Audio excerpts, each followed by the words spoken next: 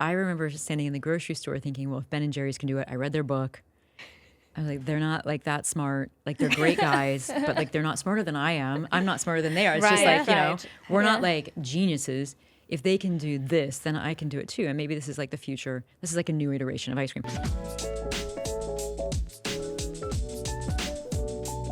Hi. Oh my God. Welcome back to season 2. We are so thrilled to have you guys joining us. Thank you so much. We have some incredible guests. We have some really amazing conversations that go super deep into the keys of success around purpose, alignment, skills, down to how to get your best ideas and how to execute them, how to build teams. Like we talk about all of it. And we have, like I said, some really, really incredible guests this season. First episode is Jeni from Jeni's Ice Cream. She's also starting a new company called Floura.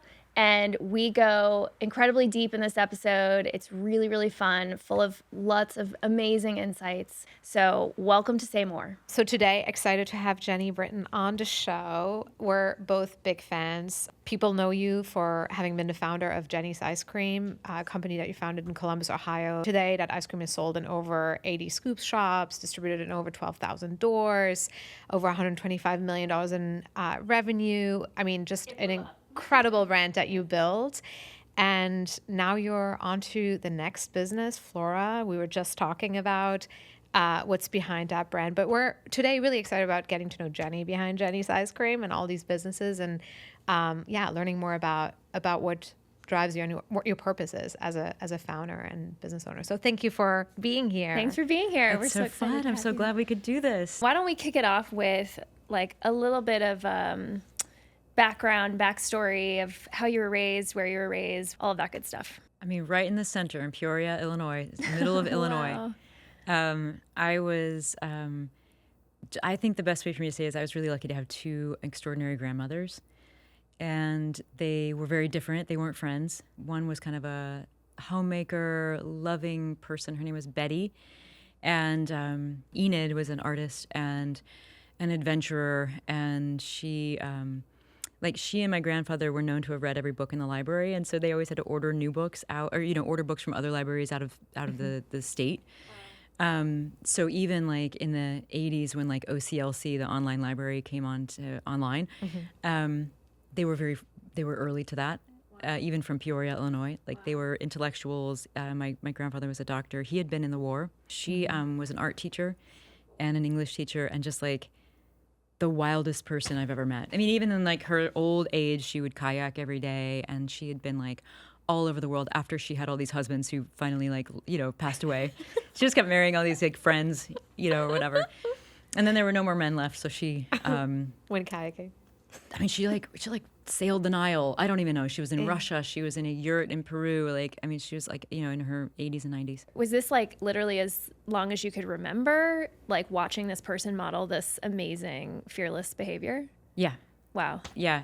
Enid. And she was also she was scary. Like she was like, you couldn't say no to Enid. I mean, ever in my life. I mean, if Enid told you as she would, to go power wash something, I mean, you would do it. Like whatever, it didn't matter what you were about to do. She was a force that is difficult to describe because she was also very calm. Wow. But she was just the coolest woman. And then what about your parents?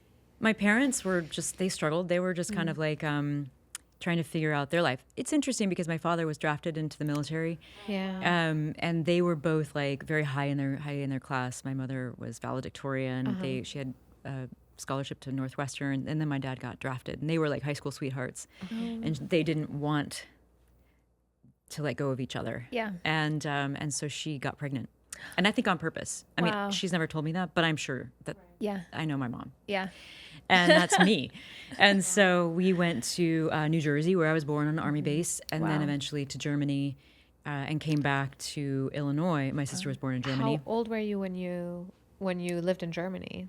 Like what period of we time? left there when I was like maybe 4. Okay, Oh, wow, okay. okay. So when I was young. Yeah. But I have lots of all my first memories are in Germany. Wow. Oh, I love it. And so I'm very connected to Germany, and that's where many of my ancestors come from too. So it was it feels like in a weird way kind of home a little bit.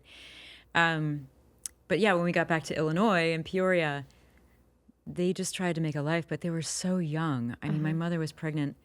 She turned 20 years old 2 weeks before she had me. Wow. So she was pregnant while she was 19, Jeez. which is just hard to imagine for me, Yeah. you know? So they were just kind of just dealing with their own, growing up, I think, most of them. So I was really lucky to have my grandparents. Wow.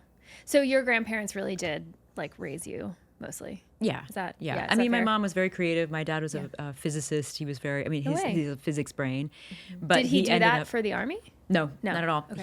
He was studying that. He was studying like pharmaceutical or something, and then switched to computer science. Wow. And then that's when he got drafted, because back in the 70s they didn't think you were serious when you did computer That's science. so funny.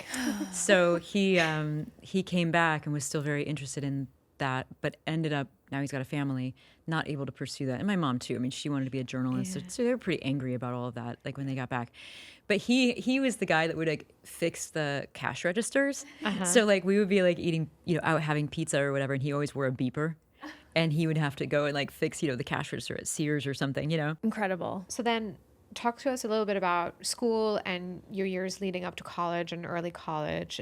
Yeah, I never actually liked school, and I moved every year. So my parents were just kind of nomadic. They never just like sort of took root anywhere. And so we weren't moving out of state for the most part. We moved eventually from Illinois to Ohio. But we would move like across town. There was always a sense of like rebirth and renewal.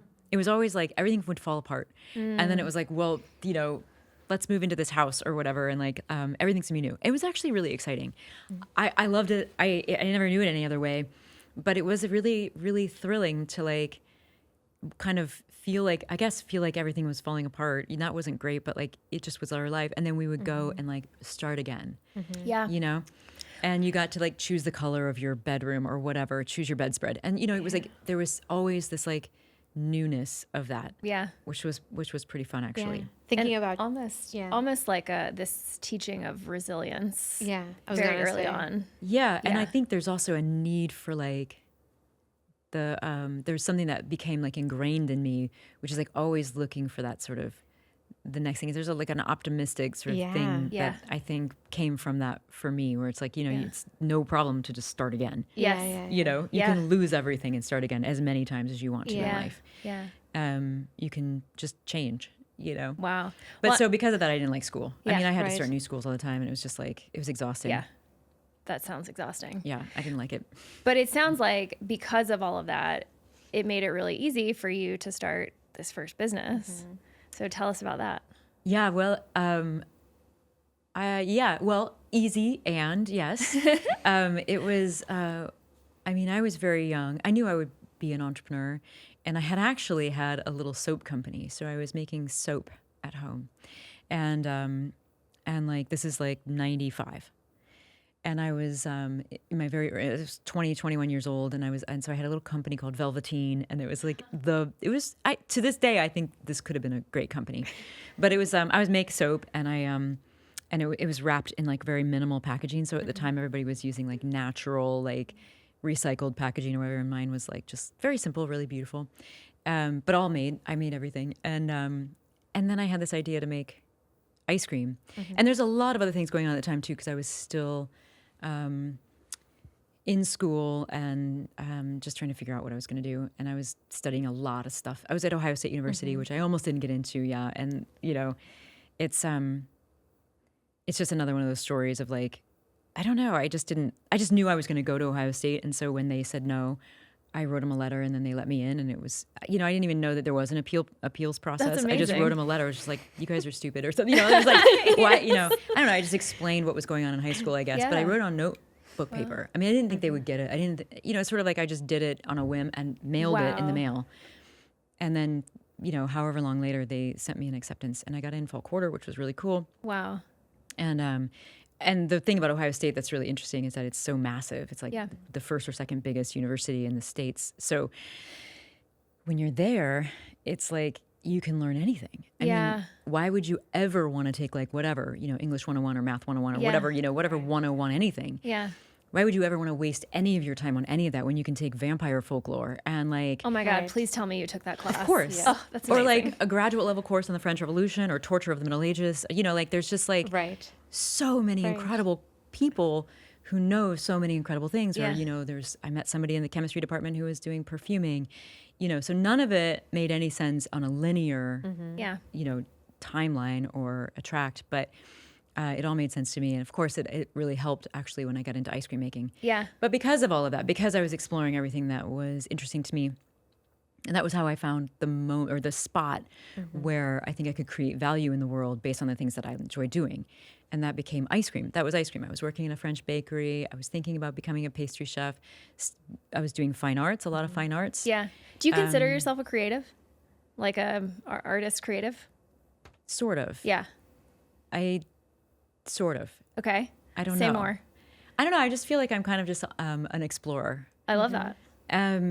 I like to make things, but I'm not that good at making things, That's so funny. When I think of what you've built with Jeni's and like the thoughtfulness of the products and the flavors, and that is to me I could never make that. I feel like I am not good at making products. I'm more interested in the business side of things, but I'm not the person who sits in the kitchen for hours and figures out which flavors blend the best together. And I think of you that way. It's interesting because I think of I'm sort of like, if you think of like a middle brain thinker. Yeah. In a way. Right brain, left brain. So I really love process. Yeah. I don't like I love efficiency Yeah. a lot. Yeah, I I've heard you love say the that a idea of lot. like the most creative person is the one who can do the most with the least. Yeah. So I'm always I think for me it's always about like, what do people want? What do I want to do? Yeah. How long can I sustain my passion for that? Right. And like in a way, it's like, what's the most efficient way to do it? I mean, even like when I'm cooking in my home, I do it from a point of view of how few ingredients can I use to make, it's like low effort, high impact, kind of thing. And it's just interesting. So creativity, I mean, I think creativity comes from just like, just being willing to take risks and willing to see the world differently, or willing to look beyond the facades, look to the other side of things, see between the lines and see what's really going on. And I think it's emotional too, a lot of that. So on that front, definitely.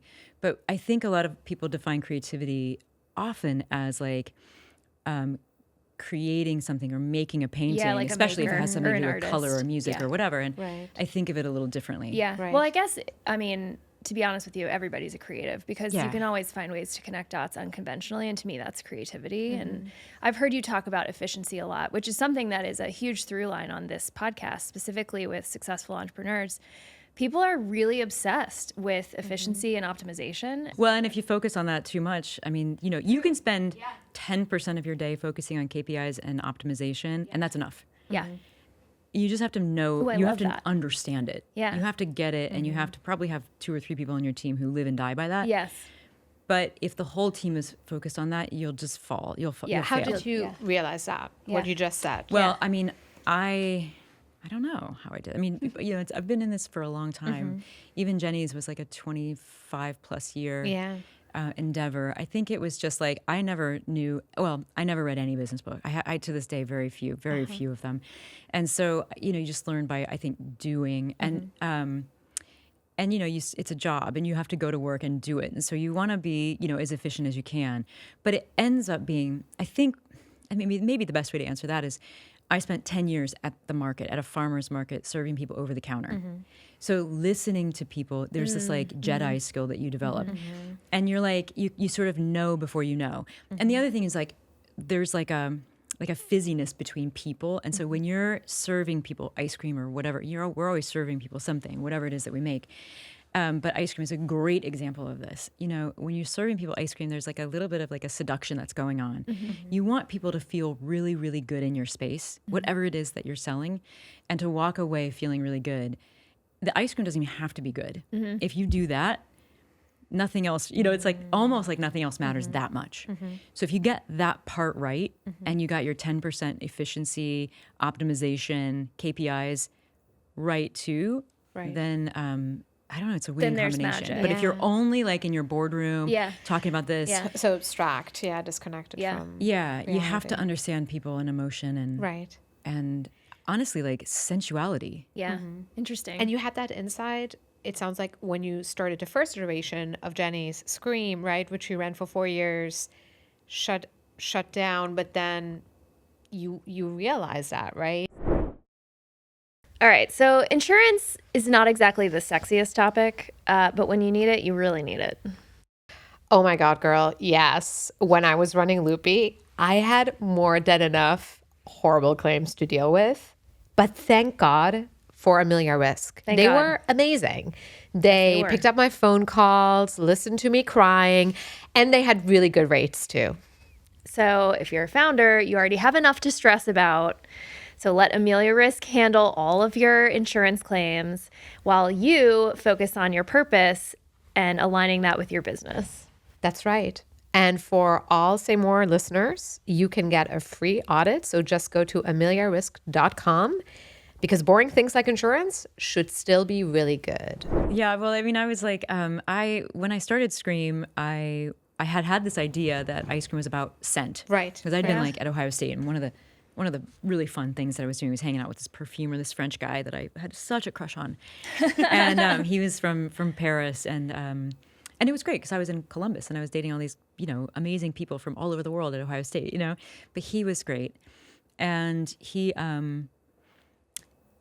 sort of taught me about scent. I started reading books on scent, and one of them was about ancient perfuming. And I learned that ancient perfumers use fat that's solid at room temperature, but that melts on contact with your body. So not all fats are like this. Some have a much higher melting point, like cocoa butter, for instance. You have to let it sit on your tongue for a really long time before it comes to body temperature and releases scent. Wow. And so, so when I started making ice cream, it was sort of like an epiphany moment that like butterfat is the perfect carrier of scent, and that all ice cream is really like this. It's like, an inexpensive synthetic vanilla is also like an edible scent or an edible perfume. So if you see ice cream that way, what can you do with it, and who else would be interested in this?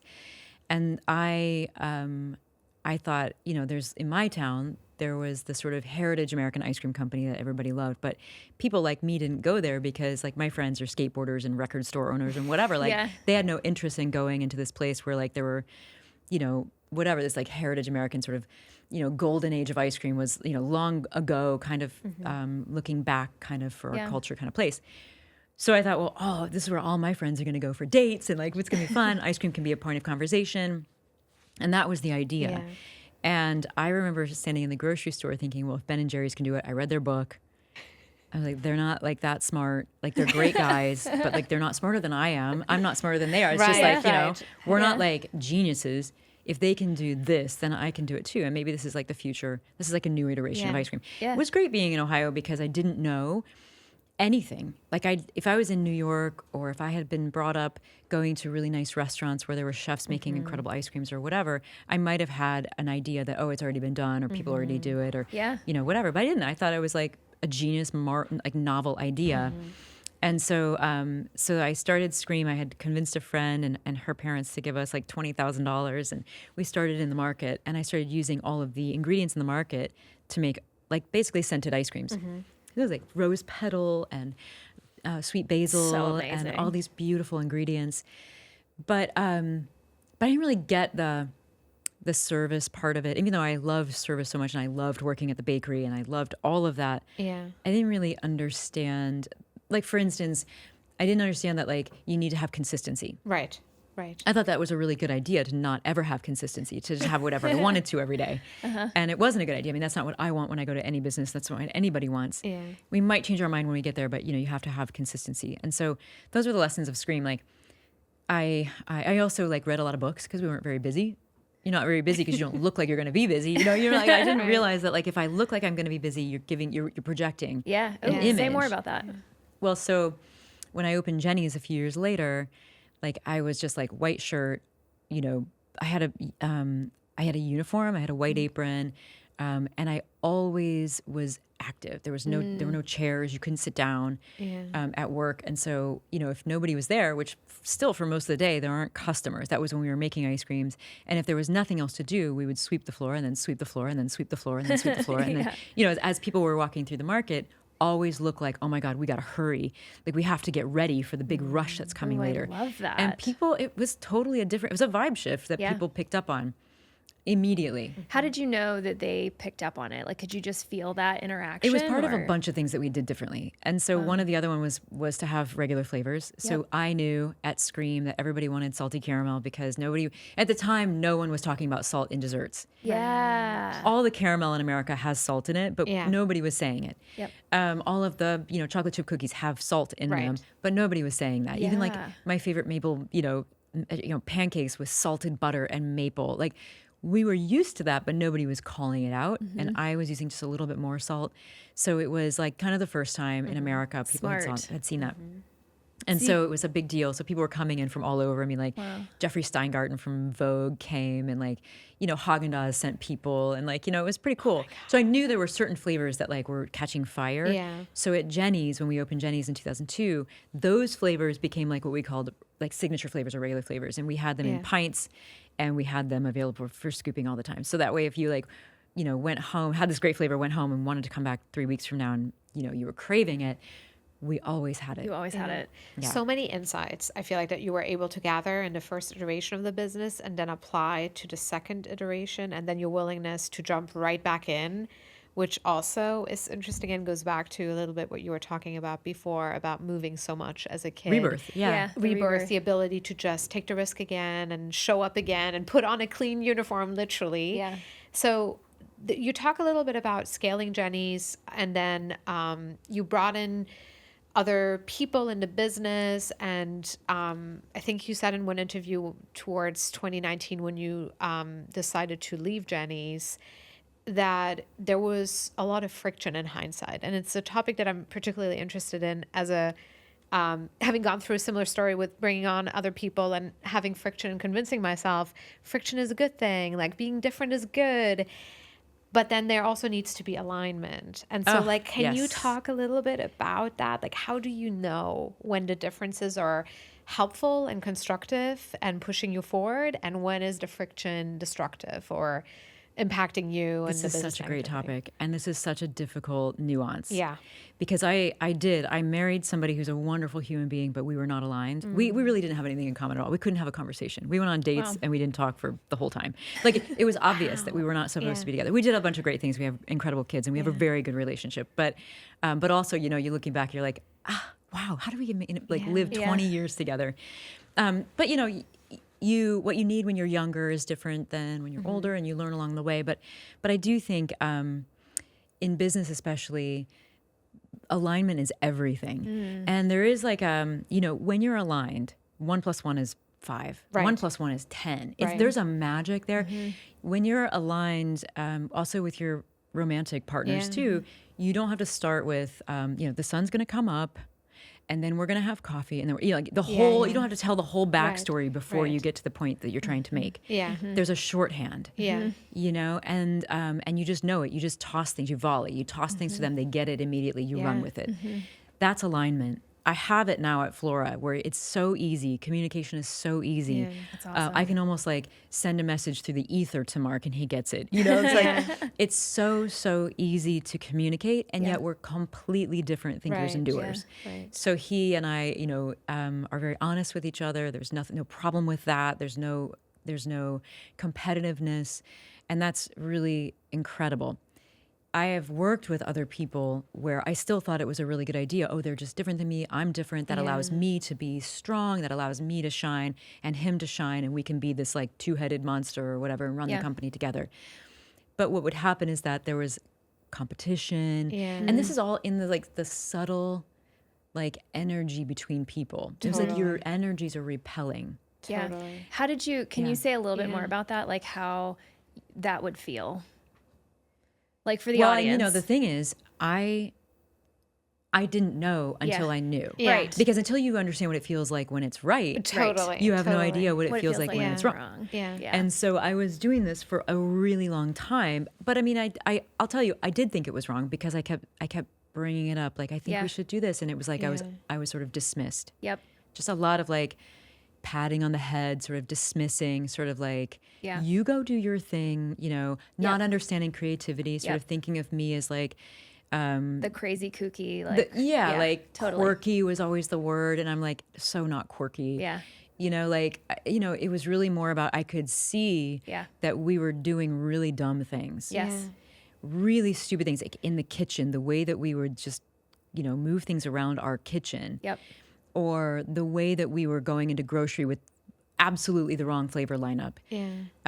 Was it ever working? Was there ever a point, like at the beginning when you brought different people in, like were there moments with those people where at the beginning it felt right? You said a little bit in a relationship at the beginning, you're younger, you need different things. And then there was a turning point where things didn't feel right anymore? Yeah, it was great in the beginning. I mean, now it's all disorganized, because when you're a young company, you're just a bunch of people doing your best. Right. So like you don't, on one hand, you don't really know what you're doing. You're not being very efficient because, I don't know, the freezer goes out in one place and 8 people get on the phone to call their unique fix-it person. Yeah. You only need one person to do that. And that's clear. Like there's a lot of problems in that. But the other thing was just like in the beginning, you're so close. You're all working directly together. Yeah. You know where everybody is every day. You know what their mood is when they come to work. You probably were hanging out with them the night before, to be honest. Yeah. And like, you know each other really well. And so you're able to make it work. And it's actually really cool. It's really fun in that way. And then when you start to professionalize the company, you all get separated. And for me, that meant me being separated from the process and from our customers, which was the worst thing. Yeah. Because then I didn't know how to create anymore because I didn't have firsthand experience about what was working and what wasn't. I need to see facial expressions. So I would go to stores and just watch people. Yeah. But you can only do so much of that. So it was that was like really hard. But just getting it all divided, which is necessary. You have to do that. Was really hard. But finding ways to make sure that, first of all, we, as an ice cream company, you're selling a $5 item, and you need a lot of people to make that work, especially if you're going to be a national company. So you have to think about moving culture. It's not about revenue really, because that will follow. You have to think about how do we shift culture so that we become this like ice cream. Ice cream is a cultural thing, sort of. And so you have to, as a company who wants to shift culture, you have to be talking about your customers nonstop. Yes. Right. You have to be feeling what your customers feel. You have to be where your customers are. You have to understand them very deeply.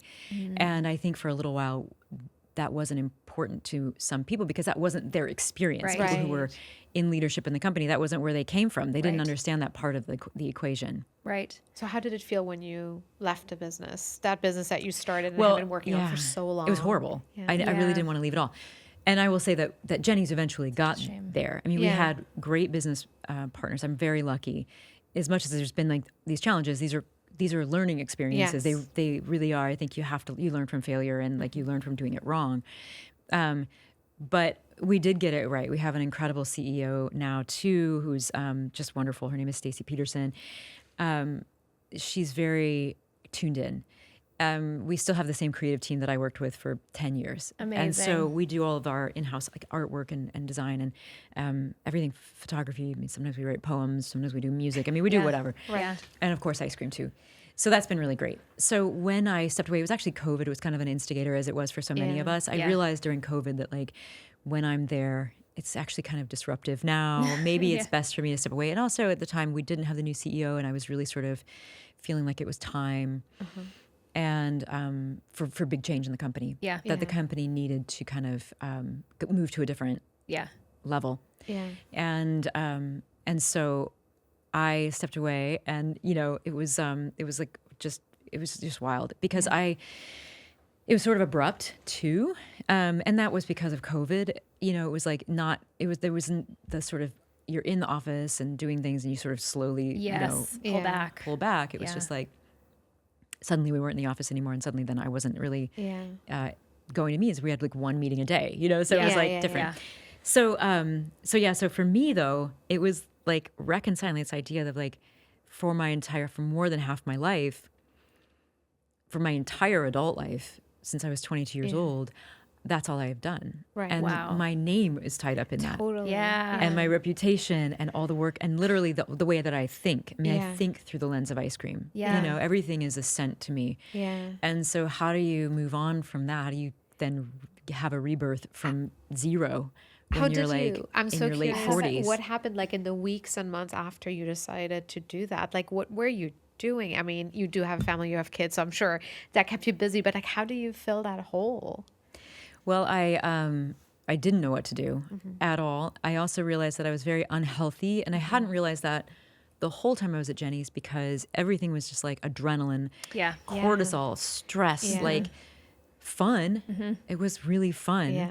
It was motivating, but also like not very good for me. Right. And I didn't, to the point where I didn't even realize how bad it was. Yeah. And so when I was able to sort of slow down, I still had so much adrenaline in my system, Oh, wow. which took years to get rid of. I mean, I started reading about that, which led to other things. Sympathetic versus parasympathetic, like Yeah. rest. Yeah. I knew nothing about any of that. Yeah. And I realized too, because it didn't take that long for me to start feeling really good. Yeah. I started, I mean, I tell the story, it's sort of a silly story. I mean, it's not even a story. It's just I started eating a lot of blueberries. I mean, there were two things I really started doing was like trying to eat better, but I was drawn to do it. I wasn't doing it because I was forcing myself to. I was just like making this sort of miracle smoothie every day with a lot of blueberries and just eating a fistful of blueberries. Love it. And then because I don't know, blueberries seem magical to me for some reason. Yeah. And then I was going to the forest and I started running, which I had never done. I'd never done anything athletic except make ice cream in my life. That was the only athletic thing I'd ever done. And I just needed to I was actually running from the feeling that I was feeling, running from this like feeling of like, who am I or whatever. Anger, there was just anger. There was like confusion. And so I would just start running whenever I would feel that. Whenever I'd start swirling, I would run. I would run hard. I would run as fast as I could and then stop or, then walk and then run and walk. And it maybe like 8 months into this, I had this realization that I was like feeling better than I had ever felt in my entire life. Like even as a kid, I was actually in the hospital a lot when I was a kid. So I wasn't the healthiest kid anyway. I had a bunch of surgeries and Whoa. What for? Stomach. I had like an appendicitis, which led to a whole bunch of complications. And I had a whole bunch of stomach surgeries I had like 4 stomach surgeries when I was like first, second grade. Not easy. No, not at all. Yeah. Then, so that kind of, in a way, defined my childhood. Yeah. And then, so, here I am, like, in my late 40s, like, feeling better than I'd ever felt in my entire life on all realms of being. I mean, I'd always had so much fun. Honestly, like, my life has been really fun. It's been really hard in many ways, but it's also been really incredible and really fun. And I'm driven by that. But I had never, like, actually felt great. Yeah. Like, this sense of well-being. And I started to feel that. And then it became the thing I wanted to protect the most. And I looked around and I thought, most people that I know don't have this and probably never have either. Yeah. And it's culturally not, I mean, especially in the startup world, this like addiction to adrenaline and the next thing and just running. Like it's considered necessary and it's so enabled. I remember my first startup job, they used to say, you should sleep when you're dead. Like literally that was when, now I'm like, that's so dumb. Like that is like, how can I show up as my best person if I burned a candle on both ends? But I feel like that's so incentivized. I oftentimes think that about doctors. I'm like, how can you provide accurate care while without you're like being healthy? Yeah. But I do have a question. I want to just go back to something like before you left Jeni's, because it struck a nerve for me because I identify as a creative. I worked in corporate fashion for almost a decade and then started a fashion company in 2016. I now have my own company that's in the apparel space. And oftentimes I do think that there's this unhealthy extractive quality that the capitalist system has with creatives. And I'm curious if there's any like message that you would send to either your younger self or to the system itself about how to treat creatives better. Because oftentimes I'm like, why is it that, especially at some of my jobs, back in corporate fashion, that the finance team is paid more than the design team who's creating all of the value and the brand and like the products that creates the revenue for the company. And so I wonder if this is something you've ever thought about. And because I think about it a lot. I've thought about it. And if you have like a message to your younger self or to the system itself. I do think that creativity drives valuations Yeah. of companies and that kind of creativity. I mean, we're creating value for people, for our customers. Yeah. We're creating something of value, something that motivates. And Jenny's, I always say, and actually at Floura too, inspire and activate people. Yeah. That's what we do. Yeah. And that feels really good. When you're inspired and activated, that's like the best feeling Yeah, ever. it's So amazing. if we're trying to do that, and we're doing that through artwork, and we're doing that through flavor, and we're doing that through service, and these emotional connections we have with customers and these touch points, like that is the valuation of the company. That becomes the brand. That's what people know about you, what they believe, what they experience, And why they come back.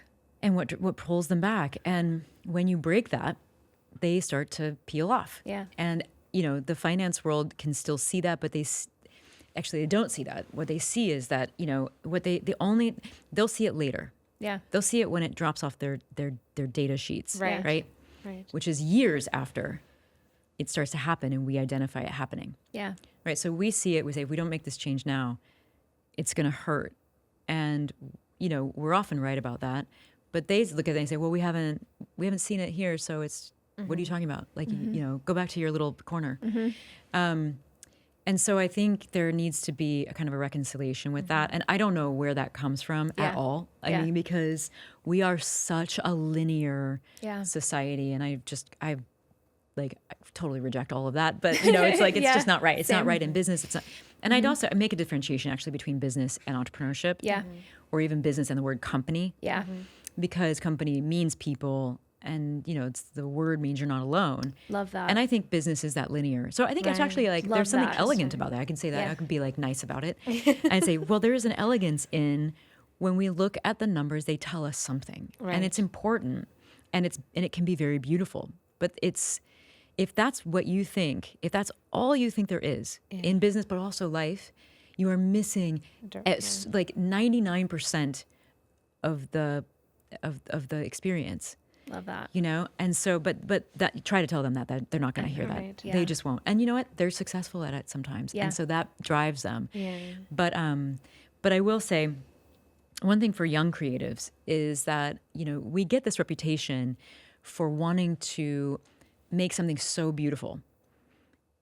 And I say this like I worked with, lots of designers.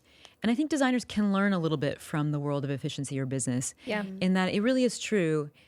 The best creativity, the best creative is the one who can do the most with the least. You really do have to be thinking that way. Right. Unless Yeah. you're an artist, and then you can do whatever you want. Yeah. Yes. But if you think that way and you show up that way from the beginning, Yeah. then you get more respect from those people because you can speak their language. Yes. You can say that specific I thing. love that. Creativity Yeah. is efficiency. We're speaking the same language. If you come in and say, we need the gold foil, we need it to be embossed, we need all this stuff, You lose that's them. when you lose credibility. Yeah. And so if you're going to work and get sort of into the business world, you have to be thinking from the lens of efficiency. But Love literally that is creativity at Yes. its It's that most intersection. pure. Yeah. And that's true. Yeah. I always think of like poetry. The poets load so much in one word. And so that's how we have to be thinking if we're going to work in the world of business or building a company. So good. Yeah. So good. I'm curious if you can talk a little bit about identity. You touched a little on it earlier when we talked about how hard it was to leave Jeni's. I think I'm always thinking about like how, being like my first business, I felt like it was an extension of myself. And now I look back at it and I'm like, that wasn't healthy. But I thought that the more I cared, the more successful I would become and the more I could overcome hurdles. And now when I think about if I start something else, like I really want to hold it a bit more loosely, not so tightly, How do you feel about that? Especially now that you're embarking on the next journey and starting another company. How do you think about your identity being wrapped into it? Because it's something that you care about personally. You talked a little bit about how maybe even your son inspired you to start this business. So it's really deeply related to you, but like, how loosely do we want to hold a business to be successful? What are the interesting. boundaries? I thought I was doing this at Jeni's because Yeah. I never wanted to be like the face of Jeni's or besides being behind the counter every single day. Right. I called it Jeni's because I couldn't call it anything else because I was there every day because at Scream I was there every single day and everybody called it Jeni's Right. anyway. So I didn't get the trademark for Scream anyway. So when I Right. started Jeni's, it was like I was going to have to change the name and call it something else. Yeah. And everybody was like, you can't give it a third name because nobody called it Scream. Everybody called it Jeni's. And now you're going to call it something else, Right. random. Nobody's going to know. And so that's true. And then I also thought like, okay, there's this concept of like, put your name on it. Like, yeah, stand for something. What are you going to stand for? I will stand for this company. I'll put my name on it. Very Midwestern thing to do, work hard, show up every day, put your name on it. And it mattered a lot. I mean, I showed up at Jeni's actually in a very different way than I did at Scream because, it's your name. Yeah. And it's the one thing that you really own, sort of. At this point, I would say. But at that time, that's what kind of how I thought about it. And it did make a lot of difference. But I still thought Jeni's is about everybody else. Jeni's is about the farmers. Jeni's is about the market and all of the beautiful people that come in there. And it's about our customers. And we're a company, not a business. And, we're about people. And yet I stand for it and I drive it and I will stand for the quality and I will protect it and I will do all the things that you have to do as a leader of the company to make sure that that's going in the right direction. So when I left the company, I didn't realize it was as tight as it was, Right. Because even at Jeni's, I was always thinking it's about the company's fitness and health. And we all have to do the best thing for them. And in fact, that's why I left, because it was best for the company. But yeah, so when I left, it was like, then I realized like, I don't know who I am at all. In fact, I don't think I exist even outside of Jeni's. I had to rebuild all of that and figure that out entirely. And I didn't know that anybody else would come with me. So like, can I do something else? You know how we assume people are just what they always have been. Yeah. All of the people that we know in our lives, Yeah. And these figures that we see every day, it provides almost safety that they don't change. Yes. It's Right. like they don't change, so Right. so everything's good. And here I was going through this huge change, and there was something that I thought, are people going to allow this with me? Can I do something else? Will people come along, or is it just going to be like, yeah, no? So went through all of that. But yes, it's true too that that at Floura, from the beginning, I can use all of the lessons from Jeni's in how we build the company, put people together, and communicate, and how we support the company first. Understand exactly who we serve, what we're here to do, and make sure that the company is healthy. Because if the company's not healthy, obviously there's no reason for us all to be together. So it is a totally different endeavor, and yeah, very personal. Because I think that you have to have that passion. The passion is what gets you over all the hurdles. Yeah. And you have to have that drive to do it. So it's personal, but also, we have that. Yeah, we can put the company first. Talk about that in between time between Jeni's and starting Floura, and how you reinvented yourself, and like, what was your process? And I know you spoke so beautifully about your time at Ohio State and how you were like just so curious, and you were pursuing all of these curiosities, and you ended up meeting a perfumer and like falling in love with scent and like all this stuff. So talk about your process for reinvention and rebirth in between the two companies and starting Floura. Well, in a way, it was a sort of death and rebirth. Yeah. I mean, not in a way. That's literally what it was. And in fact, I was probably as broken as I was definitely more broken than I've ever been in my life. I think I was all the way broken, actually. In like early 2020, before COVID, actually. And then as COVID hit and I stepped away, and there were some things going on in the company that sort of instigated that, and that were very challenging. And I was done. Yeah. I was done. I was not done with Jeni's or with ice cream. I wanted that so much. I was just done with all of this stuff. I was just done with showing up, trying to please too many people. I was feeling so pulled in so many directions. And literally everyone in my life had an opinion about how I should do everything I was doing. And they were all different. Wow, that's tough. And it was just like, I just couldn't do it anymore. Like I couldn't handle it anymore. It was horrible. So I had been living this way for like a decade. And it just finally sort of came to a head. And I remember sitting in my room, and also like I had an instinct about things, many, many things. Yeah. And I felt really dismissed by some of the people in my life. And I was right. Like now I can look back and, about a lot of it or most of it. And so, and it's tough when you know something is wrong. Right. And you're not able to articulate it. It's almost like your voice is missing. And it's just like, and you feel really like sort of just, dismissed. Yeah.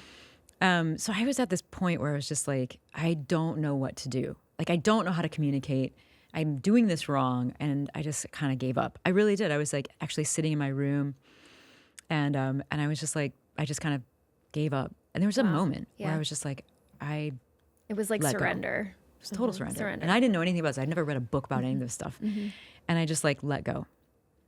And I thought I was actually like going to descend into darkness or something. I mean, I don't know. I thought I was going to die or something. I thought I was something was going to big. I was just going to, that was going to be it or something. And then I like saw that the sun was shining on my favorite book. Well, one of my favorite, The Leaves of Grass, Walt Whitman's Leaves of Grass. Amazing. And I picked it up, and the ribbon was in the poem that I love the most there, which is I Sing the Body Electric. And it was like, it was almost like this like chills. thing that like I read this poem for like the 900th time in my life. And it was the right thing for me to read at that moment. And it was just like, basically, that your body knows. Your body knows the answers. Like you have so much wisdom in your body. And okay, and, wait. Say more about that though, because a lot of people don't understand what you mean when you say that. So what do you mean? Yeah, well, and I think that I've known this my entire life, and I got away from this when I was trying so hard to be in the boardroom and to demonstrate, to show, correct, the sort of finance guys, like what was going on or what. I mean, I'd never really had to explain these things. I had never been trained in their language, and so it was just failure after failure after failure. I was not able to get through. I was not speaking the language of finance, and they are very narrow in the way that they think, in the way they show up, in the way that they talk, and I think they don't see outside of that very, very easily. Yeah. And so so it popped me back into this place that I had been my entire life, which is more of an instinct. Not that my instinct was always right, but it always got better. Yeah. Place. And when you listen to, like I always say, like that I'm kind of a hedonist. I mean, I follow pleasure, what feels good, because I believe, at least for me, what feels good is almost always the right thing to do too. Totally. Maybe some people that doesn't work for, I don't know, but for me, almost always, like for instance, when I'm in service to other people, I feel the best. Yeah. I actually feel so elated by that it's great.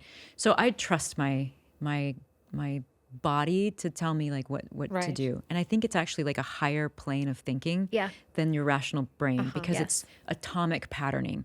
It's not this like very shallow, A to B, B to C, C to D patterning. It's just so it's the ether. It's being connected in to something beyond yourself. I think. And then you have to build that. I mean, you have to allow it early in your life and not get shut down early. Yeah. Which I didn't, because I was able to just be on my own journey for so long.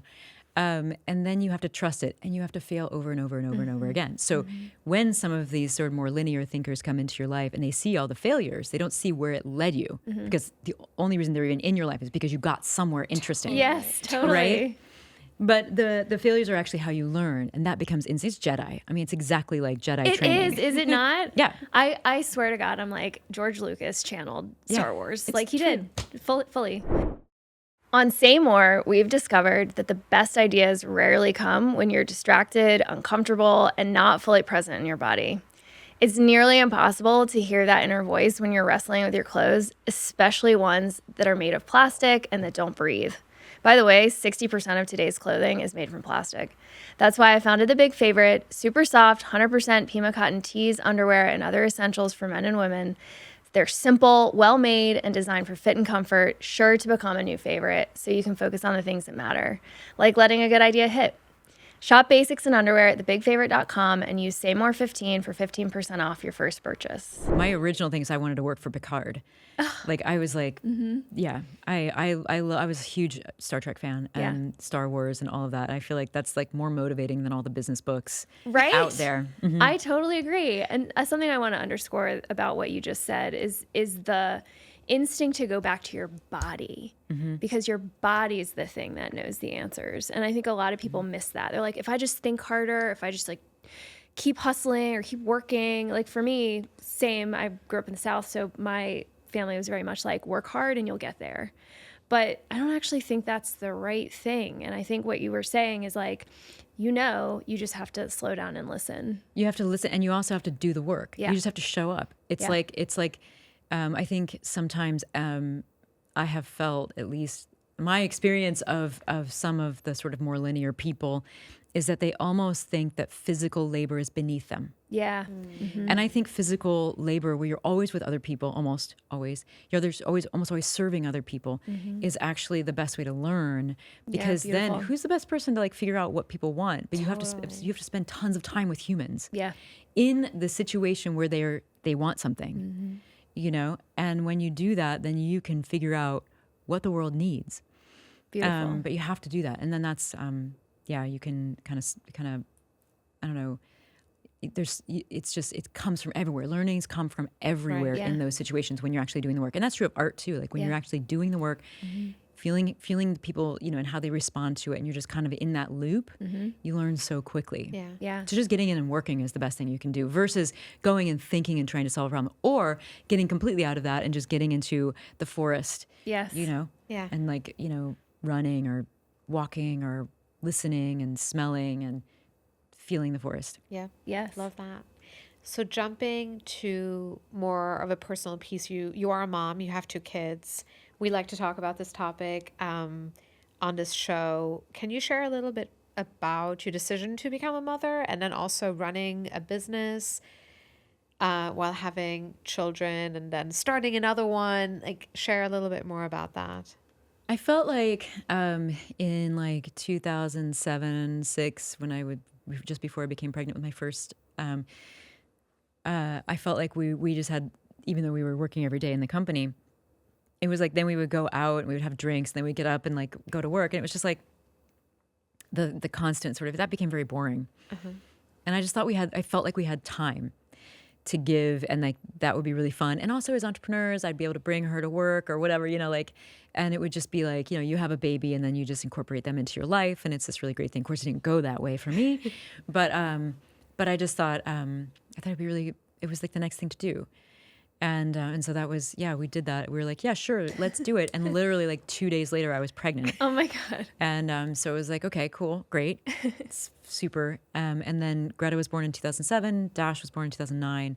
And it's been interesting. It's been so interesting. I mean, really, I've learned so much about humans. I've learned so much about myself through this process, but it's definitely been challenging. How was it managing a business and managing being a mom? And it was almost impossible. I mean, it was genuinely impossible. Like, because I think, I'll tell you, like, I really believe that that you lose credibility as a human being when you become a mother. I don't know why. Yeah. I have no idea why. Yeah. It seems like moms are the ones that you always want to turn to because they have all the answers. Right. But that's not the way the world treats moms. Yes. As soon as you become a mother, people are like, now they just see you as cute or like whatever, but nobody thinks you have any, you know, I think if you were actually sick and there was a mom around, you would find that person and you would go to them. Right. But I think in general, suddenly you're like more invisible than you've ever been as a human being. And I guess in business, that's particularly true. Oh yeah, right? you know, it's just like, it's just weird. It's weird. You're one person one day, and then a different person the next day. And it starts really when you start to look really pregnant. I mean, everybody thinks it's sweet and cute and whatever, and everybody like it's, you They're know, like it's happy weird, for you. They're all and- happy for you, even though, but honestly, like after that, it was like the guys, it felt like were just over there, and I was kind of on my own. I really felt that. I felt that from all over, you know, our society. Yeah. Did you feel like it was more about that like you were being othered, or did you also find it just difficult from like a, I don't know, logistical perspective? I mean, how do you keep up? Yeah. Exactly. How do you keep up? And like, you know, and then there was this always, and I hear it all the time still, like, you know, guys would be like, well, she's just better at it. You know, like she's just better at being a mom. So I don't have to help with that. So she's got it. She's doing great. Wow. I'll go and do all of the, you know, big boy stuff or whatever. Like, and so I felt very left out too, of things that I needed to be a part of and not consulted. Yeah. You know, I don't know. And I'm not trying to blame anybody for that because I think actually this happens, you know, with men and women, you know, that we sort of, as soon as somebody becomes a mom, they just don't seem like they're as into, you know, the work of business anymore, or they shouldn't be, or something like that. And so we kind of treat them that way. Yeah. And you have to show up 10 times Doubly more. or, yeah, Right. more. 10 times with more, like with 10 times more, like, I don't know, aggression or something. You have to show it more that you're into it. You have to like demonstrate it and prove it. And at the same time, deal with, all of the things at home. Because, at home, I think this is true all over, not just in my marriage, but like the mom is also the caretaker, the emotional one, the one that's doing most of the work. The default parent. Yes. Yeah. Well, and I think, too, the one that has the standards, that holds the standards of Right. what the house should be. Right. And it's like, okay, if you're going to hold the standards, then you can do it all. Yes. And it's like, well, no. But then is it fair for me to say, well, you should do it this way, this way? It's not fair for me to direct him either.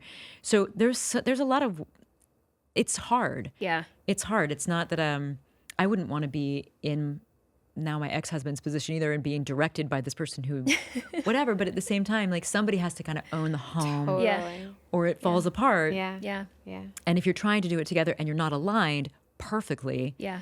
parenting becomes impossible. Yeah. Was there ever a moment where you felt that you had to pick, like between your work and your career as building a business and your kids? And Yeah, being a mom? constantly. Yeah. And what I would do, though, I mean, I wrote 2 books, went on 2 book tours. And in a way, I would do that on purpose because it would sort of force him to kind of Step up. step in Yeah. and step up. I would go away for 12 weeks. Yeah. And, of course, coming home intermittently, but like, I would just kind of, it was like, sometimes it felt like a game of chicken. Yeah.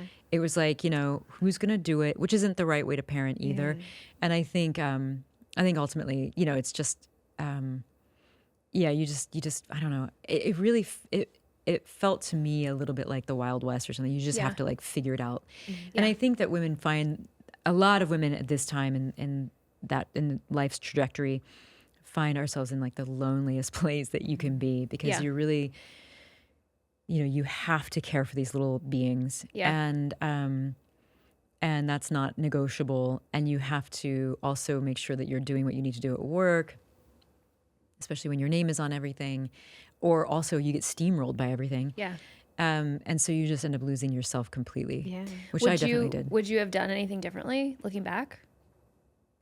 I mean, I would have, I don't know. I think that I almost feel like no matter what you do, this is going to be a shit show. Yeah. Like having children is a really, really, really hard thing to do. Yeah. It's really hard to be in a relationship right now. We have different expectations from each other. It's not just like financial. I mean, I was the breadwinner in my family, by a long shot. So, women are not in relationships anymore to be mothers and partners. So it changes how we think about everything and what we think that we deserve and what we think we've earned. And, so I don't know. I think it's going to be hard I think it's just I think it would have been So hard. well articulated. And if I had been super aligned with somebody, it would have been a shit show easier. anyway. Yeah. I don't know. You know what I mean? Like, maybe a little honestly, I would have easier, though. ruined that relationship. Not me, but it would have been so hard because both of my kids are on the spectrum. Yep. And that meant that, my daughter, who's doing so, so well right now, but like for years when she was young, was having just, we thought it was pandas. I don't know how much you know about pandas or like, but it's Tourette's. Okay. So it's like these like emotional explosions, not like a tantrum, but like a tantrum plus a seizure plus I mean, it was dangerous. It was violent. It came from another world. It was just a different thing. And she would sometimes have 6 or 7 of these a day. I mean, it was like being her nurse. Jeez. So there was that was happening. My son, who was always very sweet and is still incredibly sweet, is on the autism spectrum. So when so he was easy to like, Dash is so easy.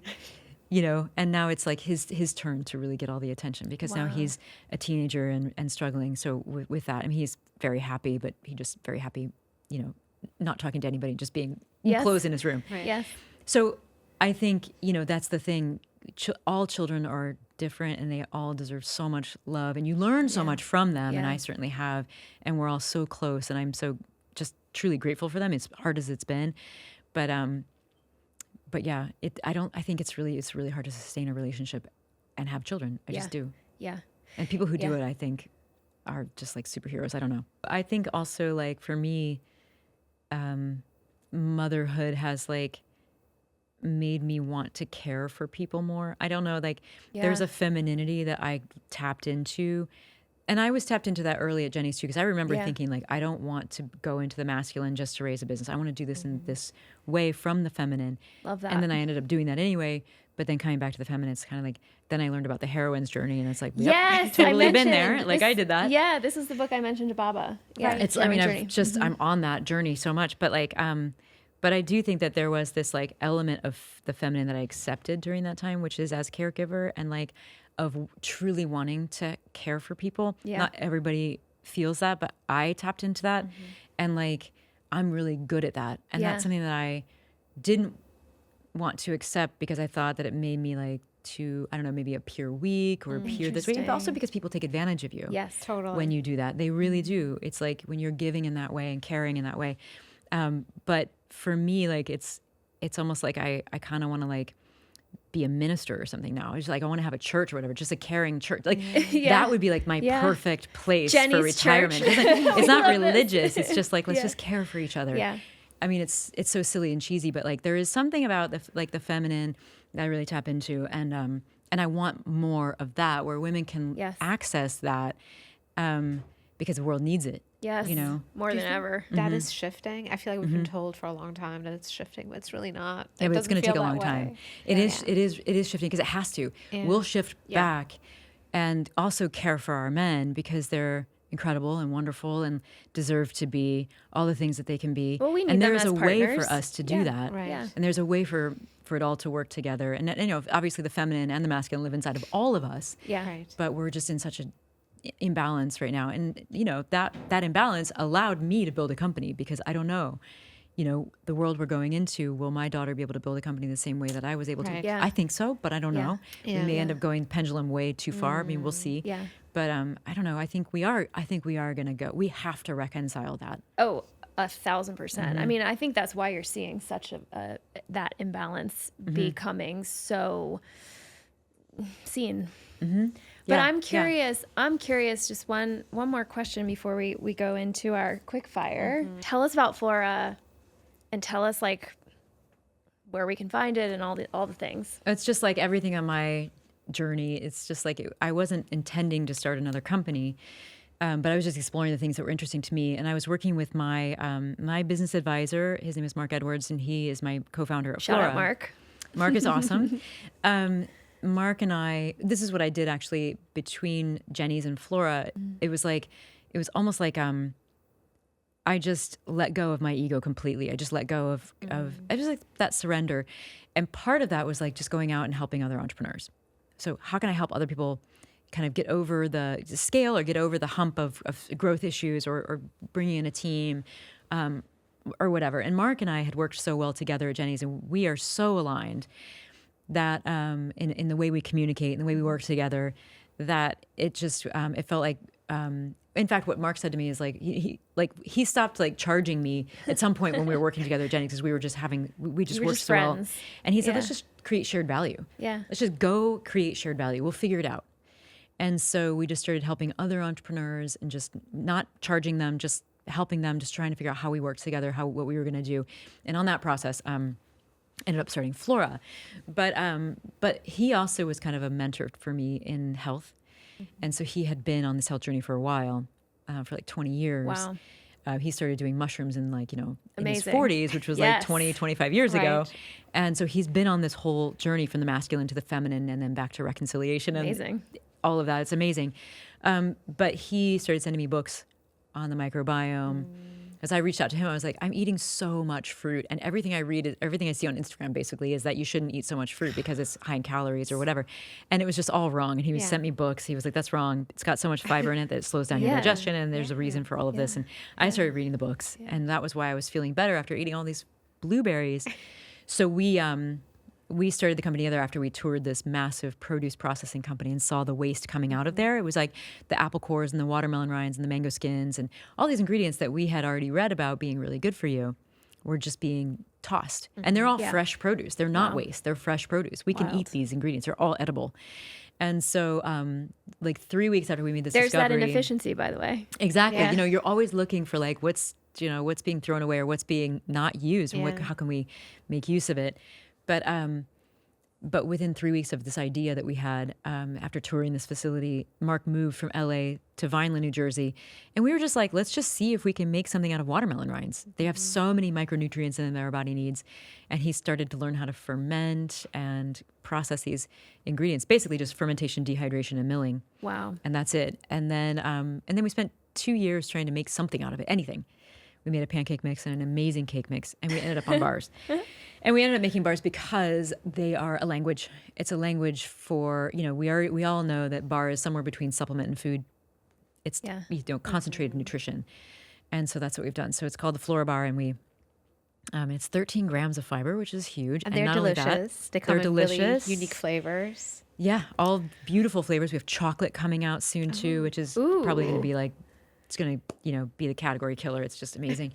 But 12 different plants. Why fiber? Like, say a little bit more about fiber. So fiber and specifically prebiotic fiber is what feeds your microbiome. Okay. So you need different kinds of fiber. You need fiber that's like for motility and for, bulking and whatever. That's important. But also you need diverse fibers from diverse plants that feed your microbiome. And when you feed your microbiome, you get diverse populations of microbes growing. And this is something that you can go into a rabbit hole on, like Perplexity, or I love to go to Stanford Storm because it'll research, go through all of the existing research for you and write papers for you. Basically, you just ask it any question.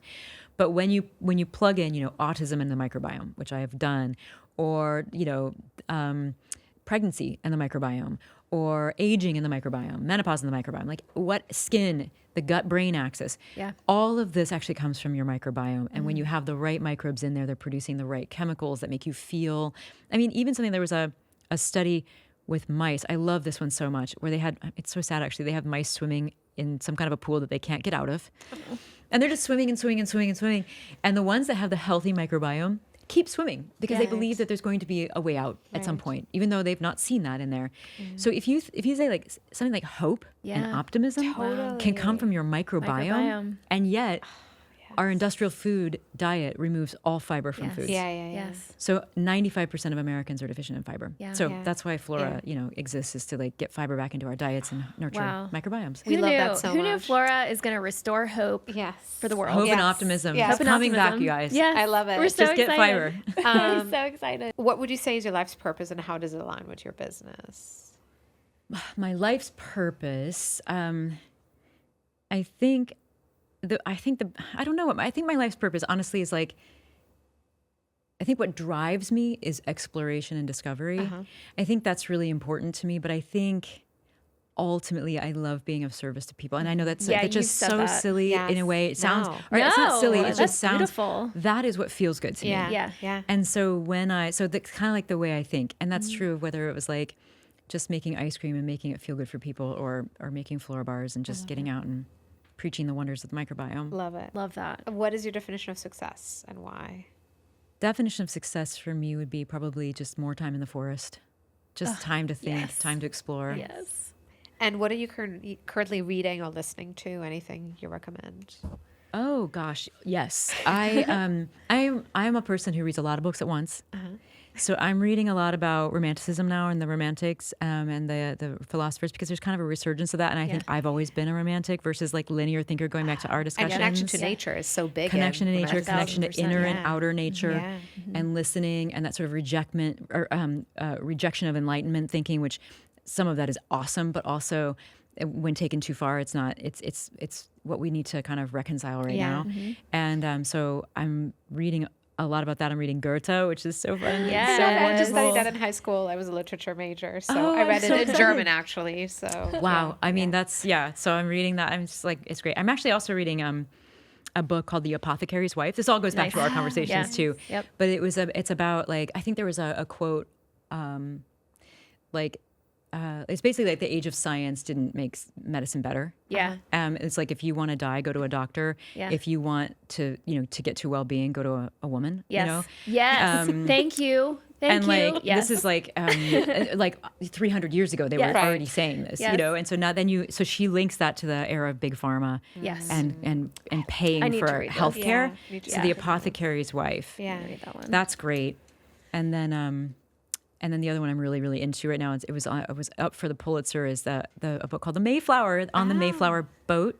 So I'm descended from people who came over on the Mayflower and who organized that trip, which I find very interesting, these Puritans, and what they went through, this tiny group of people who came over here. And what's really, really interesting to me, the details of their stories and their personalities are interesting to me, but what's really interesting about the book is what was already here when they got here, and it's very, very detailed about that, and the native people who were here, what they were doing. They were already decimated. Like 90% of the people on the East Coast were already had already been killed by disease, like and it was smallpox terrible. and stuff, But there's a lot in this book about those moments. And I think that's so interesting. I was raised in Illinois to be very close to the tribes that had come through. We were always Do finding you have arrowheads Native and all American that. descent? No, I don't. You don't? No. Okay. Mm-mm. No, my grandmother always said I had Indian in me. And I was like, what do you mean by that? Yeah. I found out that it was actually like Bengali. No way. Yeah. Well, now it's Whoa. probably from, well, in fact, I know it is. It's, if it's 1700s, I'm sure it was a colonialist, somebody Right. from England who was there, but whatever. Right. My hope is that it was a marriage of love. I don't know. Totally. But she ended up back Love in it. England. So, Totally. This was amazing. Yes, this was Thank fantastic. you so much. Thank you so much. I feel like we could have talked Thank for 2 you. more hours. it was so much fun. Yeah. Thank you. Thank you. Thank you guys. This is great.